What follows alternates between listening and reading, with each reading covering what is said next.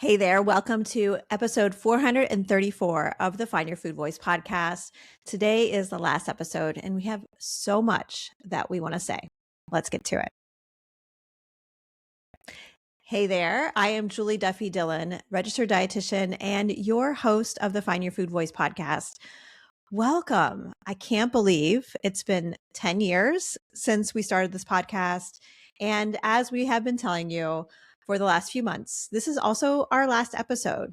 We know that it's time to pass the baton to someone else, or to many other people rather, as we continue to divest from diet culture, recover from eating disorders, and help build a world where everyone feels at home in their body. So this episode is for you, listener. We want to provide you with more tools, more insight as you are continuing to build what is next.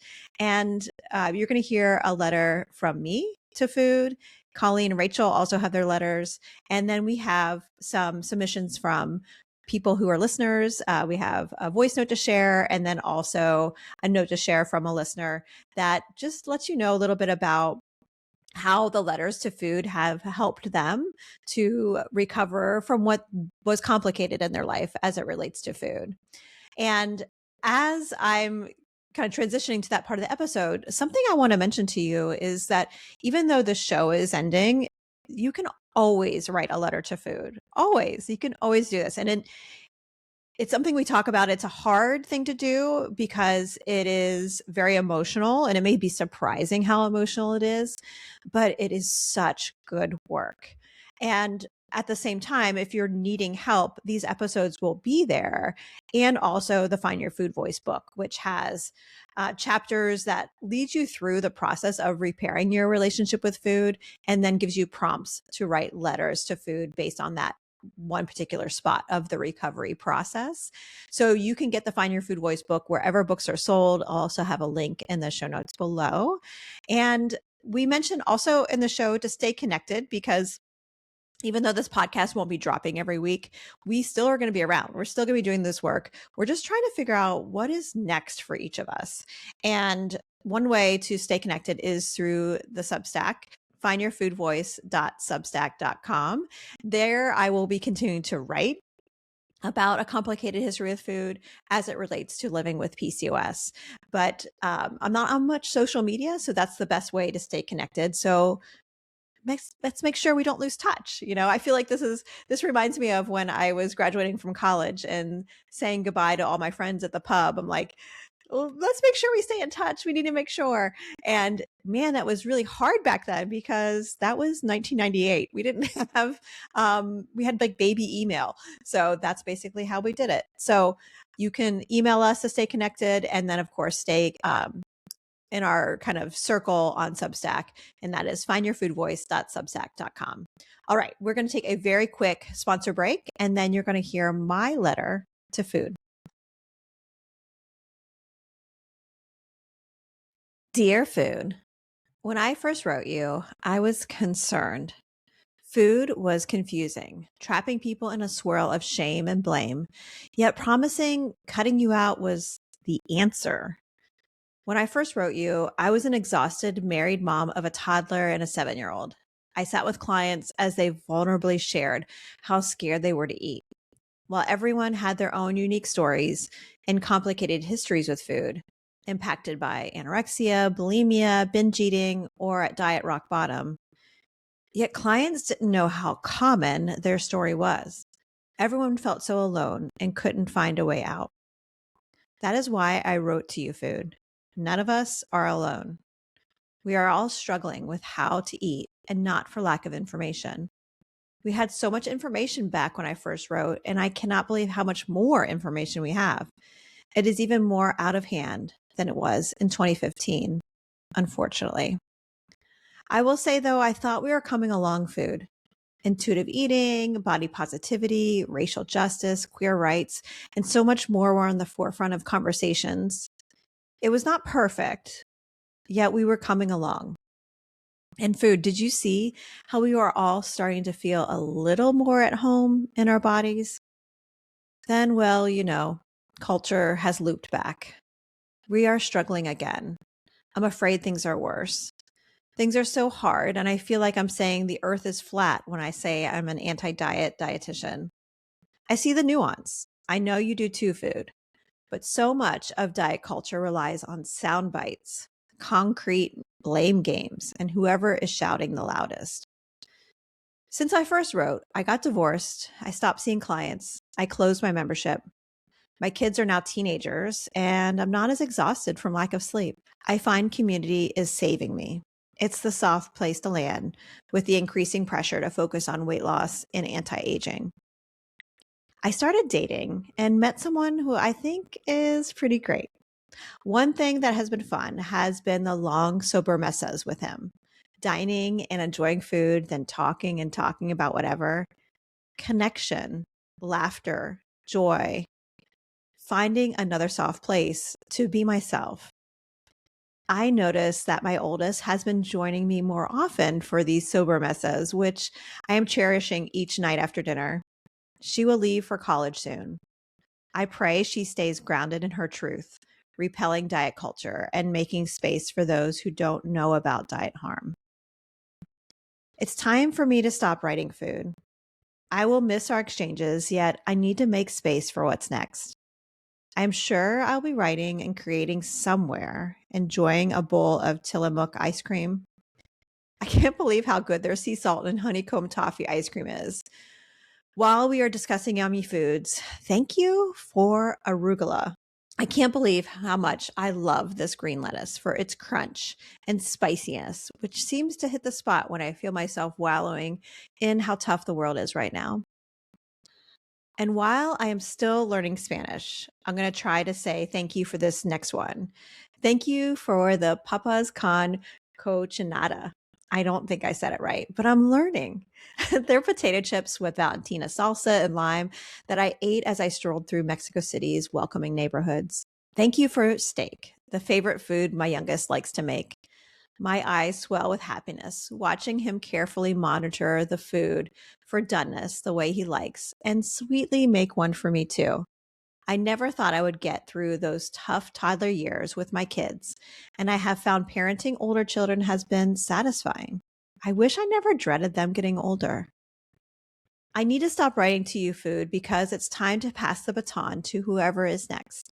I know there are many people, dietitians, doctors, advocates, therapists, and everyday people already fighting for body liberation.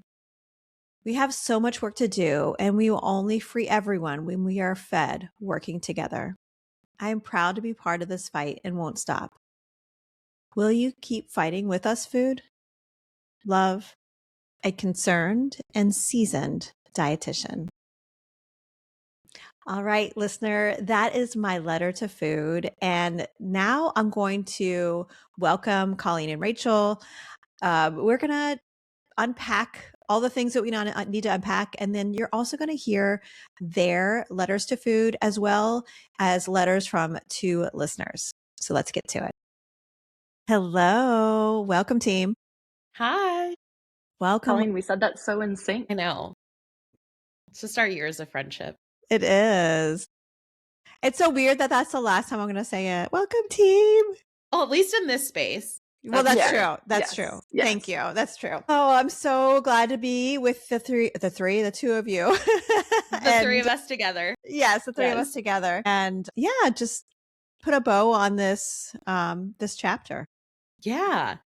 So I feel like, I'm excited to put a bow on this chapter and talk a little bit about how being a part of this podcast has really impacted us and impacted our lives. So I would be happy to start, and then maybe I can pass the baton over to Rachel. But I think it's interesting because Rachel is actually the person who introduced this podcast to me at a time that I was starting to slip back into diet culture.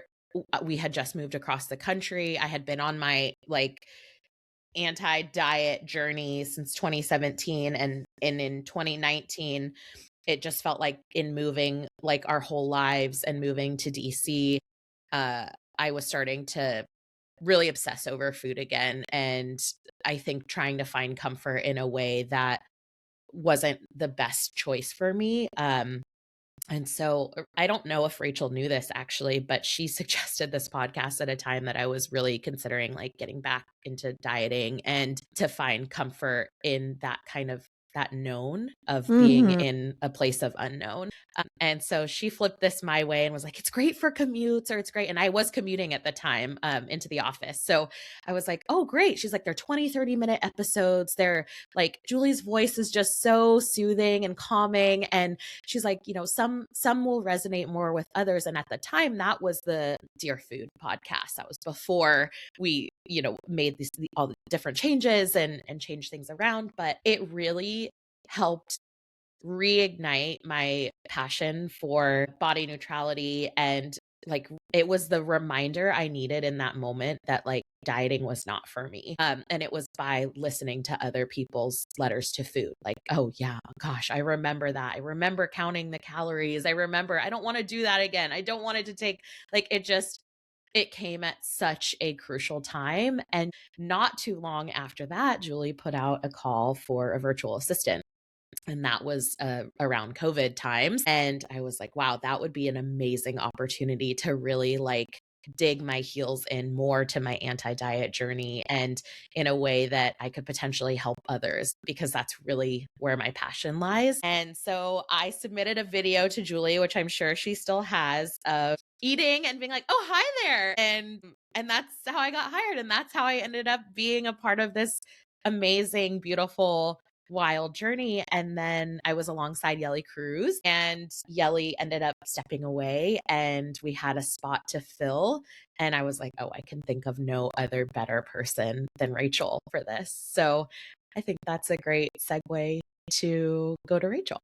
Yeah. I mean, I think Coleen alluded to this, but I found the Love Food podcast kind of when I was starting my anti-diet journey, and it was so impactful for me to like, I had these feelings like I don't want to be dieting anymore, but I don't really know how. And like, everyone around me is still like so steeped in this diet culture stuff that like hearing perspectives and letters from people who felt the same way as me was just so helpful to be like, wow, I'm not the only one, and there is a way to do this. And so, when Coleen reached out and was like, do you want to consider joining the team? Of course, I was like, absolutely. And just being able to be a part of the podcast and be a part of this team and kind of hopefully do for others what the podcast did for me all of those years ago has just been like really fulfilling and special and wonderful. And also the episodes that the three of us record together where we're like dissecting different diet culture trends and topics and things is also just like a really, like, selfishly a really great place for me to like process some feelings and about what's going on in the world. So it's just a wonderful, wild journey.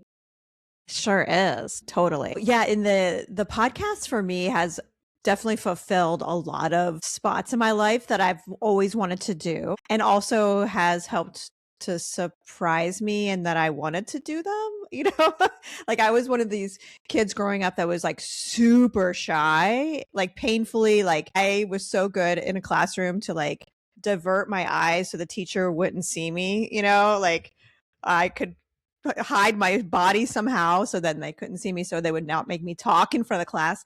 So using my voice was always something that was really scary for me as a kid. And then as I was working with clients and, the things that you two were unpacking as you were talking, like that's what I was seeing with clients is they were sharing like how hard it was in the day to day. And my clients and I would always laugh about like in the client sessions, like in my like office and then also in their therapist office, it was almost like this bubble. And then you would go out into the world and then diet culture would be like flinging shit at you, right? When you walk out the door, it was just like there was a need to bring the conversation. And Laura Burns, who I've talked about so many times on this podcast, but she's someone that I've done a lot of work with in the PCOS space. She always talks about like build your bubble, so your community, your safe spaces, your whatever like helps you feel how you want to feel in your body, like build those up. And that's what this podcast was built for. It was like, let's build a way to take the connection and the healing that was happening in the therapy room outside of the therapy room. But then selfishly for me, it allowed me to like have this like way to be creative, you know, and I don't know if I've ever talked about this on the podcast, and I don't know if the two of you know this, but like there's something that's really great once you are over 50 and you've been doing this a job for a long time that you kind of just like fuck it about a lot of things. Like so when I was choosing a major, I really wanted to be an artist or a therapist, possibly a teacher. And I had chose one particular college that I wanted to go to. And my parents didn't really want me to go there. They wanted me to go to a place that was kind of closer to home. And I was like, I want to like spread my wings. You know, I want to get out of this place. And they're like, okay, then you need to choose a major and it can't be any of those three. It has to be something else. So I opened the catalog of majors because it wasn't online yet. And I just opened it randomly to a page. And then I said, I'm going to major in this. And that was dietetics. That's how I chose my major. Like that's how I chose this profession. I didn't have this love for like nutrients and amino acids and stuff like that. But then I found I was able to teach, I was able to be creative, and I liked science. I wasn't good at it, but I liked science, right? So building this podcast has helped me to do what suits me, you know, like that teenager who was leaving high school and wanting to do something. This is what I was picturing myself doing. It wasn't wearing a lab coat, hanging out with doctors. Although I really liked working in a hospital, like all the people and, you know, watching the pit, it like reminds me of all the like the energy of it. Anyway. Yeah.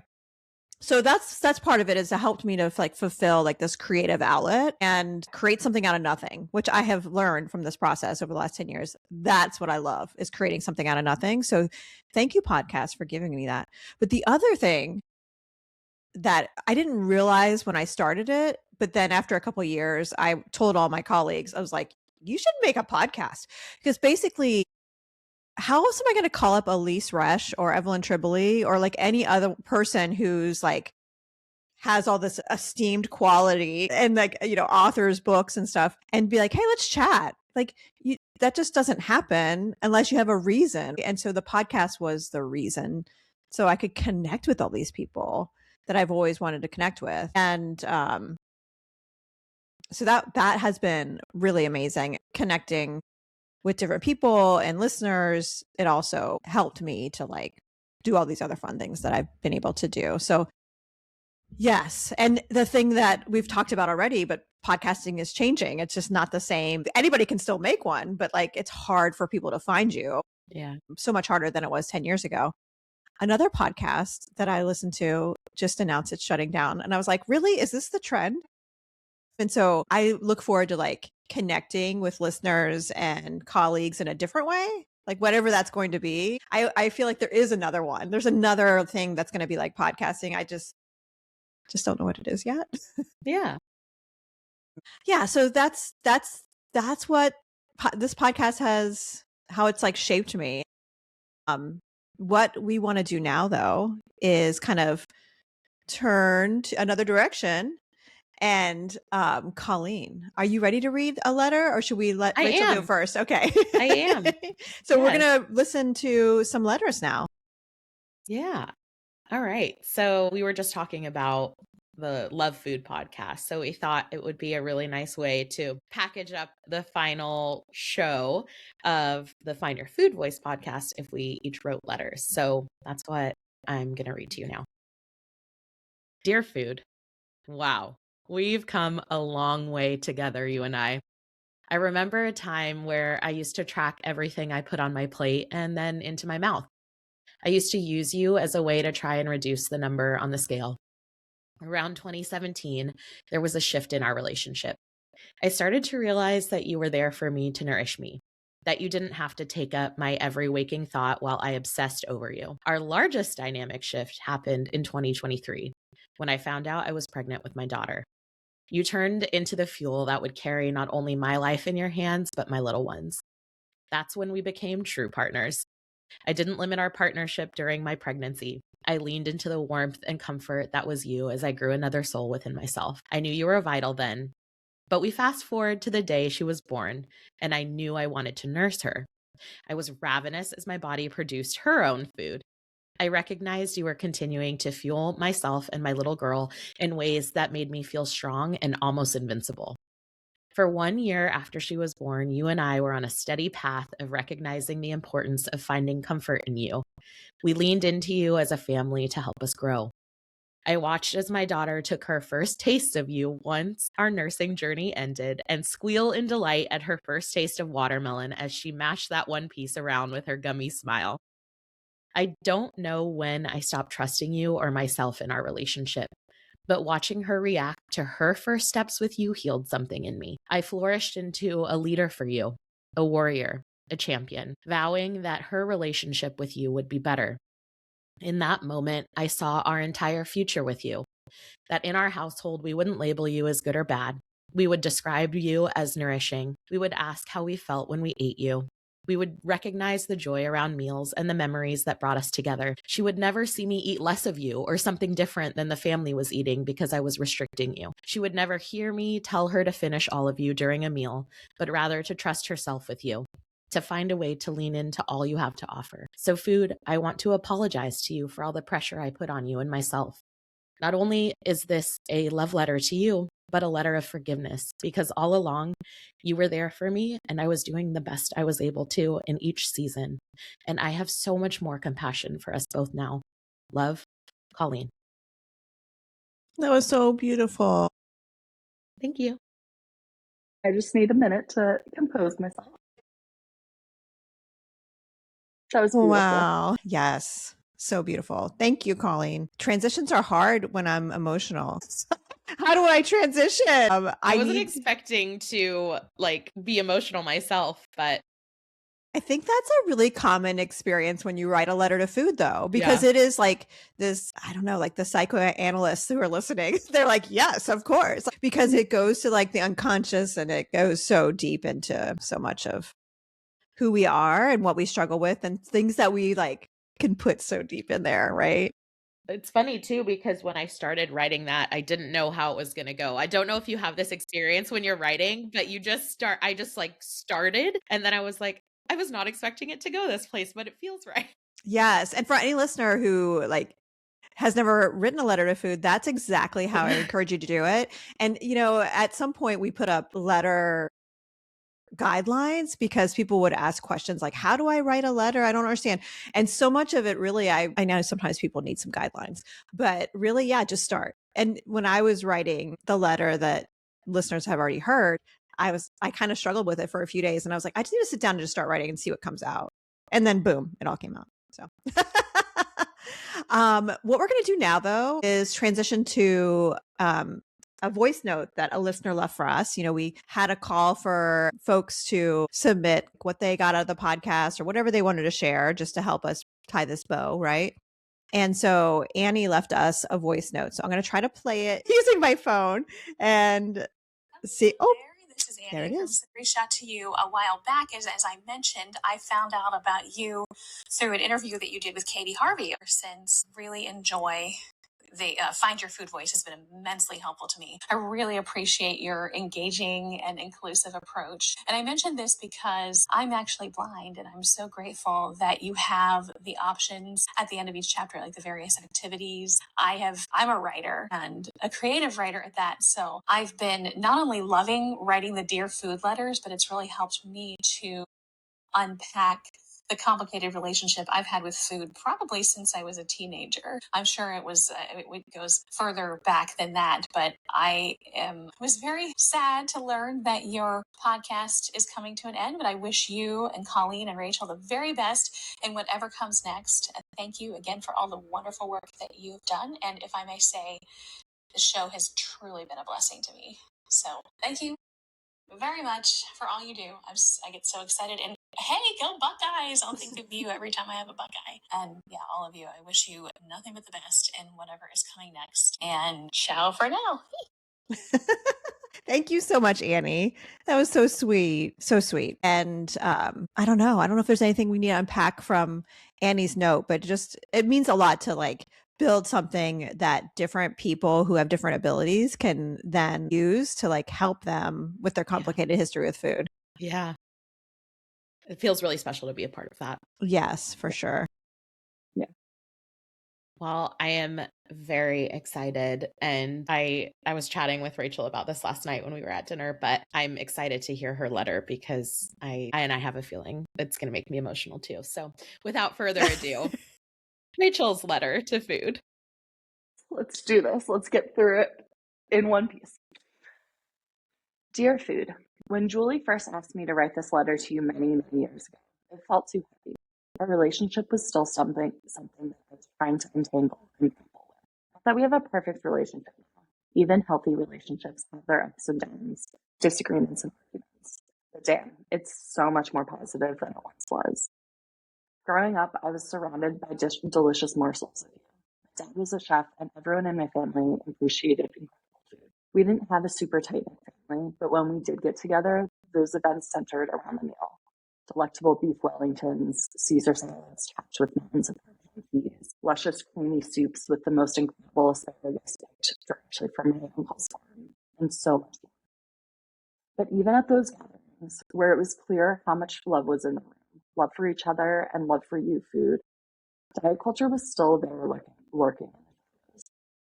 My aunts comparing their bodies to each other's, telling my much more petite sister how she should eat more, because she quote unquote could, and they quote unquote couldn't. But not me, though. That message was implicit. Rachel, you're built like us. You can't eat without guilt. You can't eat as much as you want. At the time, I was jealous of my sister. But with time and reflection, I now see how that was also harmful. For a really long time after that, you and I had a pretty rocky relationship, Food. I loved you, but I also hated you, and I hated myself for loving you. Fast forward through years of yo-yo dieting and eating disorders. With the support of some really loving and wonderful friends and my amazing partner, I found the Find Your Food Voice podcast, then the Love Food podcast, and started to hear others' letters to you, Food. I realized I wasn't alone in having a messy relationship with you, but wanting to change that. In seeing how others were breaking free of diet culture and repairing their relationship with you, it gave me the strength to do the same. It wasn't a smooth or easy road, but looking back and reflecting, I realized how far we've come. I've learned how magical you can be, Food, how you could bring me so much joy, satisfaction, and creativity, a way to care for myself and care for others. It now feels like we're no longer at odds, but we're walking a parallel. These days, you and I spend all of our time together, and I've really gotten to reflect because I know I've really gotten to reflect on how powerful you are, how you can be used as a tool for so much bad, diet culture, white supremacy, classism, but also so much good, nourishment, community, storytelling, cultural preservation. I count myself so lucky to be able to walk alongside you, but my job is to show and give others that joy, creativity, and nourishment. So thank you, Food. Thank you for nourishing me. Thank you for healing me. Thank you for loving me. That was beautiful, Rachel. I know. I agree so much too. Like food is so much, like it has so much power, right? So just like all of us, right? We can do good and we can do not so good. And same with food, right? So what's next? I think we have a letter from someone else. From someone else. Yeah. Yes. Julie, are you going to read it? Do you want me to? Yeah. I was like, Coleen, can you read it? Sure. I'm happy to. Okay. Do you have it handy? Wrote this in. Yes. Thank you for letting me read your letter. I am honored. Okay. Amy, thank you. Okay. So I remember the last diet I was ever on. When I was defining my why, I stated that I wanted to take control over food instead of having it control me. Little did I know that I would find that peace many years later, just not the why I initially expected. In 2015, I was diagnosed with PCOS. When I shared this with my therapist in 2017, she recommended I look at Julie's website. This suggestion changed my life forever. I binge love food, a little skeptically at first, but excited by the possibility of not having so much mental and physical energy consumed by dieting. I started taking steps away from dieting. During my second pregnancy, I was diagnosed with gestational diabetes and felt so overwhelmed. I was not far along enough on my journey to not be consumed by guilt and fear, so I wrote a letter to Julie. She explained things in such a compassionate and helpful way that it helped me continue on my journey and release the guilt I was feeling. The podcast and Julie's coursework, groups, and advice helped me divest from diet culture and process all of the emotions that came along with realizing how much misinformation I had been given all my life. Learning and internalizing that food choice and food choices are morally neutral drastically improved my mental health, and I have a whole new definition of what it means to take care of myself. Now, I pay attention to my internal signals regarding rest, food, and movement, and can listen to them with curiosity instead of judgment. I have so much more space in my life for what actually matters. This was a very important podcast, and I am grateful for the opportunity to reflect on its impact. I wish everyone all the best in what comes next. Sincerely, Amy. Oh, I love you, Thank you, Amy. Amy. Yes, Thank you, Amy. I know. Oh, and listening to you read this, Coleen, it reminds me how fucking amazing it is to like find the tools that as an individual you need to divest from diet culture, because then it becomes this like ripple effect. By you divesting, it's not contributing in the way that if everyone's doing it. And then you're also like leading by example, whether you have kids or not, but just like going through this life without relying on dieting. It ends up impacting other people in such a wonderful way. Yeah. Yeah. And that's something that I think a lot about with ending this podcast, hearing her talk about that. I'm like, oh, like there's this tool that's not going to be around. And at the same time, the three of us are not the only people who can create these tools, right? Yes. Like we can pass the baton. Yes. And like I was saying earlier, I think there's going to be something else outside of podcasting that'll be a tool to connect and to help us divest from diet culture. And I just don't know what it is yet. Yeah. So, but in the meantime, like there's lots of people continuing to divest and building things. Yes. But anyway, thank you, Amy. Yes. And so now I guess we chat about what's next, right? This is kind of we've packaged this up with a bow almost. There's one more little tasty morsel treat at the end. But Rachel, do you want to chat? She froze on the cutest face. Oh, there you are. Rachel, do you want to chat about what's next? Yes, of course, I'm happy to chat about what's next. So for me, I am going to be continuing doing what I've been doing, feeding and nourishing people in and around Philadelphia, having private meal prep clients, doing pop-up events. So if you're in the Philly area, you can find me in person at some of those. I'm trying to get back into newsletter writing and my once weekly newsletter that has never actually once been sent out 2 weeks in a row. And for the past few months, it's been sent out like once a month. I'm trying to get It's all right. It's all right. Doing that more regularly. And you can also find me still working with Julie in whatever form that takes, whether that be over on Substack or elsewhere. We're not going away. We're just evolving into something different. Yes. Oh, I love that. What about you, Coleen? Yeah. So kicking around a few things. Rachel and I have been chatting about one of my own ideas for something I'd like to do in the future. But right now, there's a lot of unknown in my life. So I'm really just sitting into wrapping this up and kind of not knowing what comes next. And I'm feeling really at peace with it. I feel like I'm in a place now where I know an adventure is on the horizon. Not quite ready to share that yet with you, listener. But if you want to follow me on my Instagram, abroad, you are welcome to. I know Rachel probably and Julie link it in the show notes, but I'm excited about not really knowing what's next. Of course, still going to be working with Julie and Rachel, figuring out what's next in terms of how we're going to be connecting with each of you down the line, and just excited to be along for the journey. Oh, I love that. And, since we kind of appreciate more details that the listener doesn't know, like I'm so excited for you too. Thank Like, you. yes. Yeah. And I agree. Like the unknown, it's so like, this is so existential and like gestalt and stuff. But like the unknown is so scary, but it's also so exciting. Like Yes. it can be Yeah. like frightening, but hopeful. And Yeah. like holding both of those, I feel like that's probably been the last 3 years for me. Yeah. Oh my God, this is so scary. But like, oh, this could be amazing. Like, why not let Yeah. it be amazing? Yes. So yes. Oh my goodness. Well, let me fill you in a little bit about what's next for me. And it's similar to like what you said too, Colleen. Like, I'm not really sure what's next, but I do.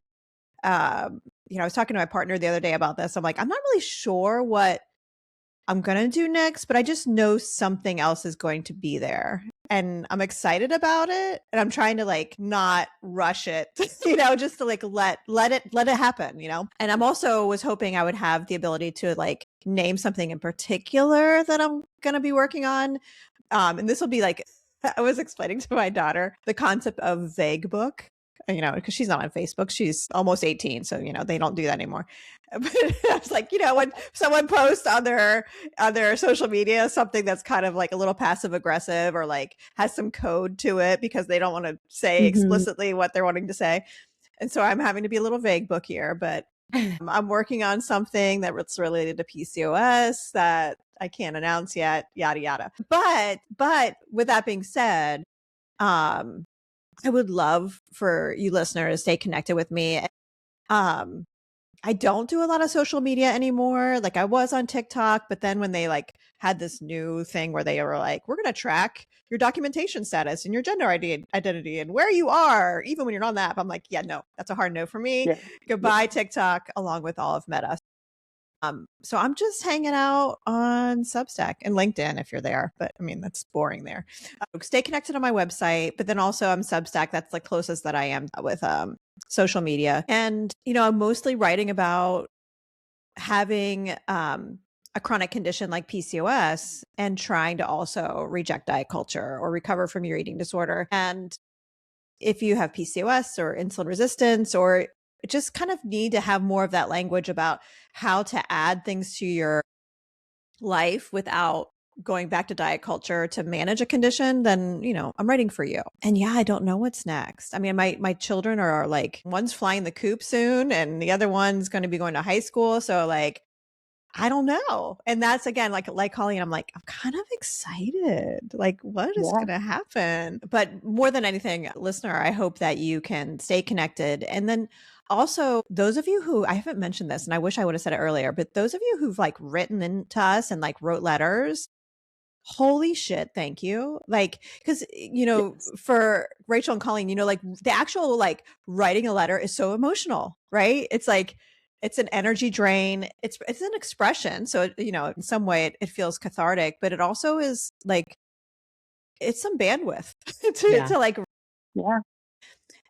thank you for being vulnerable. If you've ever wrote a letter in and like sharing your story, because that was the whole vehicle to promote healing was like you both mentioned, like hearing the letters helped you to know you weren't alone. And by knowing you weren't alone, it helped you to recover, which that's it right there.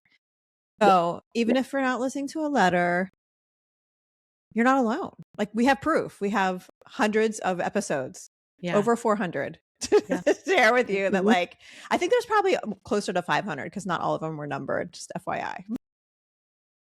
But you're never alone. Like we're with you on this. Coleen and Rachel's work will continue to add to the conversation. So make sure you're connecting with them also in their socials or newsletter or whatever they're creating. We're going to let that evolve. I don't know, before we end, which as I say this, the very end of the episode is going to be a letter back from food. So this is not the end. But before we move to that, Coleen, Rachel, any final thoughts, anything that you want to share before we sign off? I think as we close this chapter, if you have been considering creating something, getting involved in community, you have been thinking about this for a long time or listening to us, or just take this as like your sign from the universe that you can do it. And we're cheering you on from the sidelines. And if you want to reach out to us for any reason, like Julie said, stay connected, reach out to the info inbox, and we would love to hear from you. cheer you on in all the ways that we can. That's right. Yeah. I'm filled with so much gratitude and love for both of you and for everyone who's written and listened to the podcast over the years. And yeah, thank you. Yes, that's a great place to stop. All right, team, we're going to sign off. Bye. So there you have it. I hope you enjoyed the conversation with Rachel and Coleen. We certainly were all in our feels, but also it felt really good just to be able to have closure. So we hope it helps you also to have that same closure. Like I mentioned, in a minute, I'm going to share a letter back from food to all of us. And before I get to that, again, I just want to say thank you so much for all the folks who have contributed to Love Food and Find Your Food Voice. Folks in particular that I want to name, of course, are Rachel and Coleen. This podcast would not have been able to continue without you. Also, Yelly Cruz, who we mentioned earlier. We hope you're doing well, Yelly. And someone you may not know is Laura King. She's a dietitian that also helped me behind the scenes for many, many years. There were lots of other folks that I can't name every single person, but lots of other folks who have helped me behind the scenes, including guests who have been willing to be vulnerable and share their expertise and their own relationship with food. And then, of course, most of all, to you, the listener, who have written letters in and been able to make this show. Like without you, we wouldn't have the show. So thank you from the bottom of my heart for allowing me to be in your ears. It's a very, very dear spot to be in. Thank you for trusting me. And I hope we can stay connected. Like I said, stay connected over on Substack, findyourfoodvoice.substack.com. And I don't know exactly what's next, but I just know I want to stay connected to you. All right. Enough of all that. Like I said, I'm going to read a letter back from food and then it's time to say goodbye. So until next time, take care. Dear listener, you've been through so much and it has been hard work. I see your exhaustion, yet I also see how far you have come. I appreciate you may not see your growth, but from our point of view, you have created space for your intuition, relied on community, and built safer spaces for those without support. Each time you reject diet culture, you build a better world. Don't lose sight of what you are building, especially when the world feels scary. Especially then. Use your voice to advocate for others, even when your voice shakes. Especially then. Nourish yourself and your neighbors with satisfying, pleasurable food, even when food is scarce. Especially then. Your voice will be what eliminates diet culture and the need for it. It may seem impossible for one person to cause that change, yet without you, nothing changes. Stay in community and stay fed. Love food.